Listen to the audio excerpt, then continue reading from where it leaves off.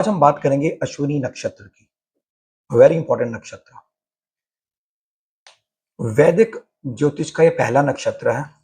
Ruler इसका केतु है और ये एरीज राशि में पड़ता है जिसका रूलर मार्स है। तो अश्विनी नक्षत्र में एक साइड पे केतु, एक साइड पे मार्स, दोनों की एनर्जी का अमेलगमेशन ऐसा कह सकते हो आप। ये सबसे ज्यादा तेज, सबसे रहस्यमयी और फुल ऑन हीलिंग वाला नक्षत्र है। इसका साइन है हॉर्स हेड। अब जरा सोचिए, इस नक्षत्र को घोड़े का ही सर वाला चिन्ह क्यों मिला? कोई और भी तो मिल सकता था। क्यों अश्विनी नक्षत्र वाले लोग इतने restless, at the same time इतने एनर्जेटिक और जल्दी हेस्टली डिसीजंस वाले, बहुत जल्दबाजी के डिसीजंस वाले होते हैं? तो दोस्तों, अश्विनी नक्षत्र केवल दौड़ने का नक्षत्र, मूवमेंट का नक्षत्र नहीं है। ये जीवन में हीलिंग, हीलिंग से सिर्फ चिकित्सक हीलिंग की बात नहीं मैं कर रहा। It is not a healing which is restricted to a doctor or a nurse. Every kind of healing. It could be a spiritual healing. किसी ने एस्ट्रोलॉजिकली किसी को हील कर दिया, किसी ने मेंटली किसी को हील कर दिया, सांत्वना दे दी, हील कर दिया, इमोशनली हील कर दिया। तो हर तरह के हीलर्स होते हैं। नई शुरुआत और एक डिवाइन एनर्जी का प्रतीक है। देखो, अगर आपका अश्विनी नक्षत्र में जन्म हुआ है तो हो सकता है कि भगवान ने आपको लोगों के जीवन में रोशनी और ऊर्जा के लिए भेजा हो, फॉर श्योर। तो फ्रेंड्स, अश्विनी नक्षत्र को समझने से पहले ऑफ कोर्स हमें अश्विनी कुमार को समझना चाहिए। अश्विनी कुमार ये इनके डाइटी हैं, या टू राजकुमार। अब वैदिक ग्रंथों में अश्विनी कुमार को केवल देवताओं का वैद ही नहीं बोला गया है, बल्कि इनको celestial physicians, heavenly physicians, physicians मतलब डॉक्टर, और सेलेस्टियल हेवनली मतलब यूनिवर्स के फिजिशियंस बोला गया। और ऋग्वेद वेद में भी इसकी कई बार इसका वर्णन आता है।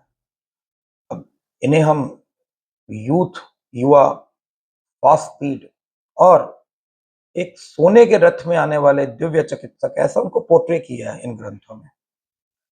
अब इनके जीवन की कथा सबसे ज्यादा इंपॉर्टेंट और वेरी इंट्रिगिंग। अब कथा ऐसी है कि सूर्य पुराण, ब्रह्म पुराण और भागवत पुराण में भी इसका जिक्र मिल जाता है अलग अलग जगहों पे। अब सूर्यदेव का जो विवाह हुआ था वो हुआ था विश्वकर्मा जी की पुत्री के साथ। संज्ञा उनका नाम था, देवी संज्ञा के साथ। कई जगह संजना भी लिखा हुआ है। ओके, तो ये एक ही चीज है। लेकिन समस्या ये थी कि सूर्य का तेज सामान्य नहीं था, एज वी ऑल नो। अब वो इतना ज्यादा प्रचंड था कि धीरे धीरे उस तेज को सहन नहीं कर पा रही थी संज्ञा देवी।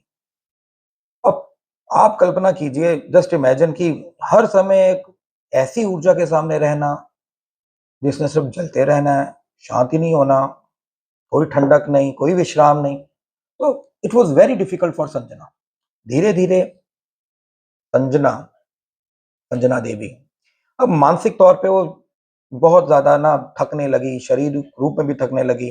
तो एक दिन उन्होंने अपनी छाया, क्योंकि शी वॉज, वो देवी थी, वो अपनी उन्होंने छाया, अपनी शैडो से ही एक एक लड़की को उत्पन्न किया, एक स्त्री को उत्पन्न किया, हूबहू उनके जैसी, उनकी शैडो। और उनको उन्होंने नाम दिया छाया का। उन्होंने उसको बोला, देखो छाया, तुम मेरे स्थान पर मेरे पति सूर्य देव के पास रहो। और स्वयं वो तपस्या करने पृथ्वी लोक निकल गई। अब यहाँ पे बहुत इंटरेस्टिंग बात है। इंटरेस्टिंग बात यह है कि देवी संज्ञा वो किसी साधारण रूप में या अपने रूप में नहीं गई। उन्होंने धारण किया एक एनिमल का रूप, एक जानवर का रूप। कौन सा जानवर? हॉर्स। उन्होंने घोड़ी का रूप लिया। जब सूर्यदेव को यह सच्चाई पता चली, देखो भाई, पता चलनी थी। अब उसके पीछे भी एक कथा है कि जब वो संज्ञा की जो शैडो थी, छाया देवी, उन्होंने सूर्य के पुत्रों को डांटा, श्राप दिया। तो उनको, सूर्य को लगा कि भाई ये कोई माँ अपने पुत्र को ऐसा व्यवहार नहीं कर सकती। उनको शक हुआ। तो उन्होंने भी, आफ्टर ऑल, उनको पता चल गया। और जब ये सामने बात आई कि भाई मैं तो उनकी छाया हूँ, जैसा देवी ने कहा मैं तो वही काम कर रही हूँ, मेरा इसमें कोई कसूर नहीं है। तो सूर्यदेव को बहुत ज़्यादा बुरा लगा, वो बहुत व्याकुल हुए, बहुत कुंठित हुए। तो वे संज्ञा को खोजते हुए फिर पृथ्वी लोक पर आए, उन्होंने आना ही था। और ये सब कुछ उन्होंने ध्यान में देखा कि देखिए कि सूर्यदेव है, वो ध्यान में देख सकते हैं कि संज्ञा देवी अब घोड़ी का रूप लेके पृथ्वी लोक पे तपस्या कर रही है। और तब सूर्य ने भी अपना थोड़ा तेज, दिव्य तेज कम किया और स्वयं भी उन्होंने घोड़े का रूप ले लिया। स्वयं भी उन्होंने घोड़े का रूप ले लिया। इसके लिए उन्होंने विश्वकर्मा जी से भी हेल्प ली, मगर इतनी लंबी स्टोरी में नहीं हम जाएंगे। सब उसका कॉन्टेक्स्ट समझने की कोशिश करेंगे कि अश्विनी कुमार में ये कहाँ पे हमें हेल्प करेगी। अब यहाँ एक हिडन मतलब है। सूर्य है आत्मा, सूर्य को आत्मकार का भी बोला गया है एस्ट्रोलॉजी में ना। संज्ञा मन है, मून है। अब sun and moon, two royal planets, two luminaries. अब जब कोई इंसान का मन आत्मा के तेज को सहन नहीं कर पाता तो क्या करेगा भाई, वो दूर भागेगा इस दुनिया से, संसार से। वही देवी संज्ञा ने किया। लेकिन जब आत्मा, सूर्य रूपी आत्मा अपने अहंकार और अपनी अग्नि को शांत करता है ना, तो दोनों का पुनर्मिलन होता है, यूनियन, द डिवाइन यूनियन। और इसी डिवाइन यूनियन से जन्म हुआ अश्विनी कुमार का। ये करता है। अब अश्विनी कुमार दो बालक हैं, दोनों जुड़वा हैं। एक का नाम है नासत्य और दूसरे का नाम है Dastra. Nasatya and Dastra are the name of two Ashwini Kumar.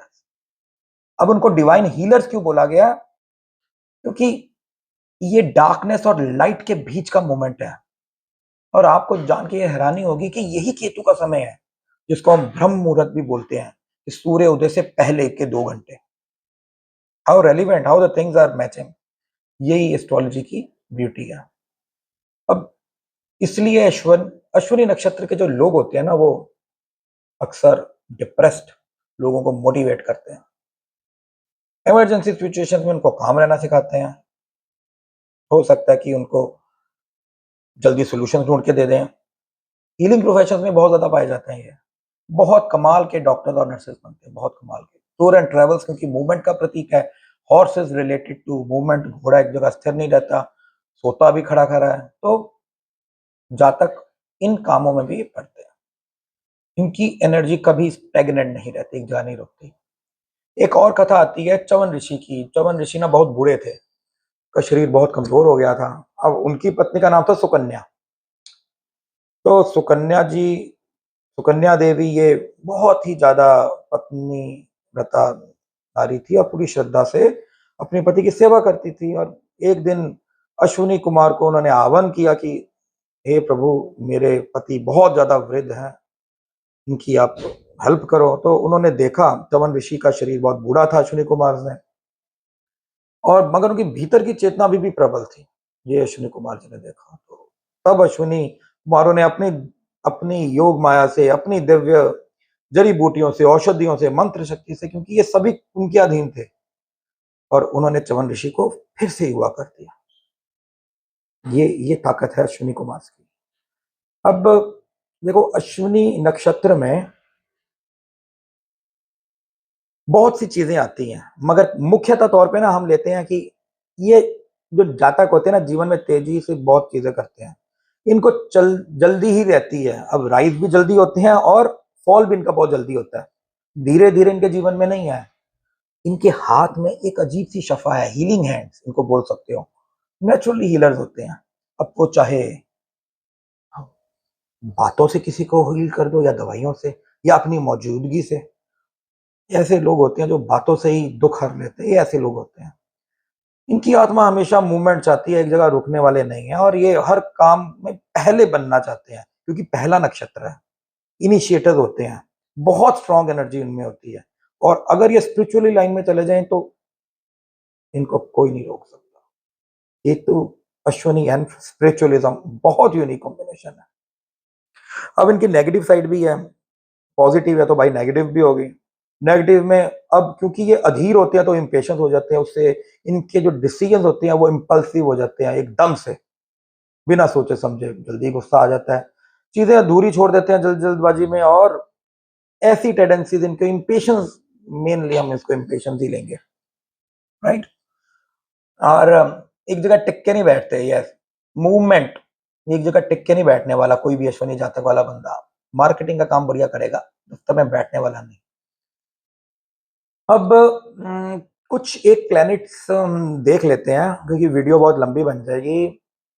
क्या करें हम, कुछ एक प्लैनेट्स, चलो वन लाइनर हम देख लेते हैं, लंबी प्रोडिक्शन में नहीं जाएंगे कि उनका अगर वो अश्विनी नक्षत्र में होते हैं तो कैसा इफेक्ट रहेगा। तो जैसे सूर्य अश्विनी नक्षत्र में है तो ऐसा व्यक्ति, देखो सूर्य कौन है, लीडर है, वो लीडरशिप वाला होता है, बहुत जल्दी डिसीजन लेगा क्योंकि ही इज अ किंग और अथॉरिटी हो जाता है। चंद्रमा वाले, अगर चंद्रमा वाले नहीं, अगर चंद्रमा अश्विनी नक्षत्र में हो, इसको ऐसे समझना, ऑफ कोर्स चंद्रमा जिसका अश्विनी नक्षत्र में होगा उसका तो जन्म नक्षत्र ही होगा, उसका तो ट्रेट ही जीवन भर ये होगा। तो ऐसे व्यक्ति बहुत इमोशनल होते हैं और जल्दी से मूव ऑन कर जाते हैं, एक जगह टिकते नहीं। इनका अगर फेयर टूट भी जाता है ना, मूव कर जाते हैं, रुके नहीं रहते कि भाई अगला भाई आ जाए, हो गया जो हो गया था।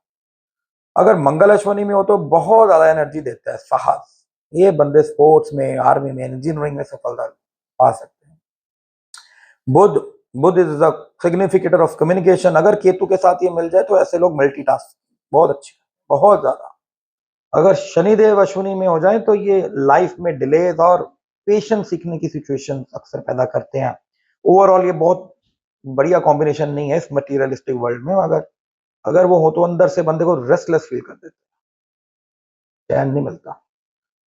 अगर राहु देव अश्विनी नक्षत्र में आ जाए तो Rahu is the unconventional planet. ये साधारण, जिसको बोलते हैं, साधारण तरीके की सोच नहीं रखता, अलग ही कुछ सोच रखेगा और सडन राइज देता है, अलग तरीके से काम करने वाला।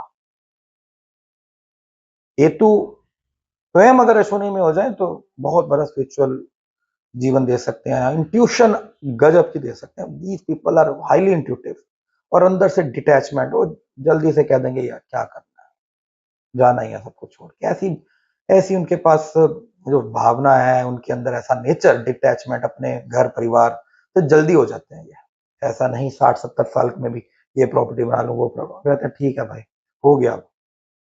तो this was an effort to describe Ashwini nakshatra in a very brief manner. आप कमेंट करके मेरे को बताइए कि आपका कौन सा नक्षत्र है, और दैट्स इट।